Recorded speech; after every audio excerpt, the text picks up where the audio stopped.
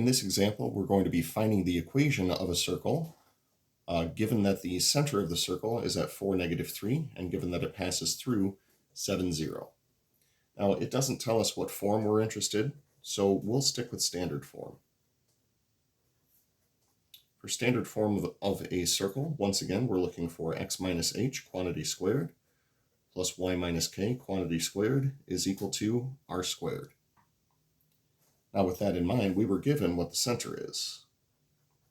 The center is 4 and -3. That will give us the value of h and k. So what we know at this point is that the equation of the circle is going to take the form x minus 4, quantity squared, plus y minus -3, quantity squared, is equal to r squared. Now, with that in mind, we will not be done with this problem until we actually figure out what number goes in for r or for r squared. One thing that we can do is use the distance formula to come up with the radius of the circle. To come up with the radius of the circle, we apply our distance formula. This will allow us to figure out our radius. So according to the distance formula, this will be x2 minus x1, quantity squared, plus y2 minus y1, quantity squared.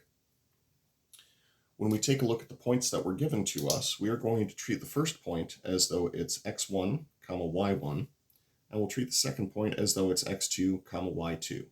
That labeling system doesn't really matter as long as we still recognize that x coordinates are x coordinates and that y coordinates are y coordinates. So according to what we just said, this should be 7 minus 4, quantity squared, plus 0 minus -3, quantity squared. Simplifying each of these, 7 minus 4 will give us 3. 3 squared is 9. 0 minus -3 is 3, and 3 squared is once again 9. Simplifying according to the order of operations, this would be the square root of 18. Now, normally, I would simplify this.